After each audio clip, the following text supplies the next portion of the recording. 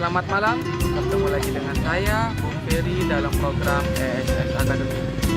Ini kita akan bercerita tentang kota Jogja. Kota Jogja merupakan kota pendidikan yang selama ini orang kita kenal adalah kota pendidikan.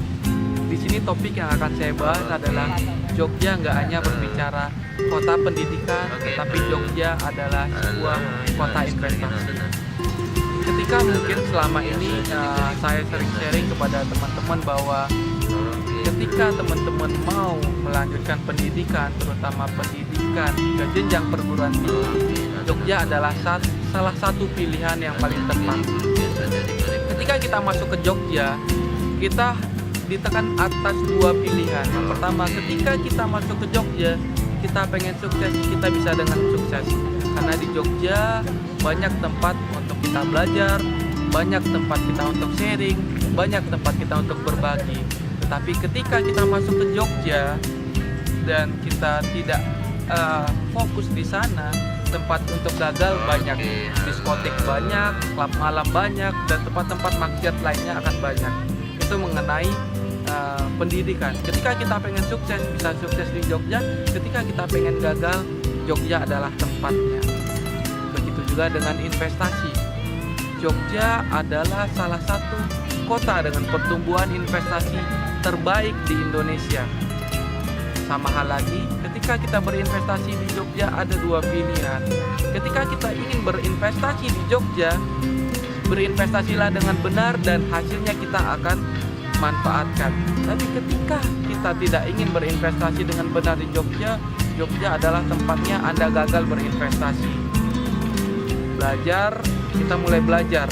Jogja mulai booming investasi dari tahun 2008. Mulai banyak pengembang besar masuk ke Jogja. Kita belajar, yang pertama adalah Ciputra Group.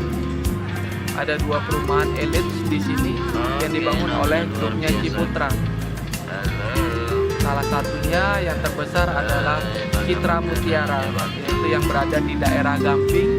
Di situ ada waterpark terbesar di Yogyakarta. Sekelas Ciputra tidak mungkin sembarangan untuk dia berinvestasi properti. Bisa dibilang setiap investasi yang dibuat oleh Ciputra tidak pernah gagal. Dan itu memberi kenaikan yang signifikan kepada kita para investor properti. Tren mulai berubah gitu. Kita belajar Jogja, tren investasi properti mulai berubah. Dikarenakan tanah di Jogja mulai terbatas. Kita berbicara tanah ya. Di Jogja, untuk kota Jogja sendiri, untuk lahan kosong yang bisa dibangun properti itu sangat sulit dicari. Makanya tren 2012 sampai nanti sekitar 2020 Jogja akan tren untuk investasi properti vertikal. Berbicara properti vertikal di Jogja ada dua pilihan. Para investor bisa memilih, yang pertama adalah kondotel, yang kedua adalah apartemen. Pesan saya terakhir untuk para investor dalam memilih properti di Jogja yang perhatikan adalah yang pertama legalitasnya. Jogja budayanya masih kental. Jogja keratonnya masih kental. Hati-hati dengan tanah yang sertifikatnya adalah Sultan Ground maupun tanah kas desa. Nanti teman-teman para investor akan terjebak di sana. Karena ketika tanah Sultan Ground maupun tanah kas desa itu tidak bisa dijual. Mungkin itu pesan dari saya.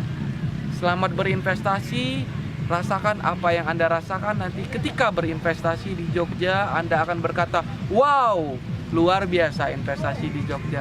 Terima kasih, selamat malam, selamat sukses berinvestasi. Salam hangat Bung Ferry.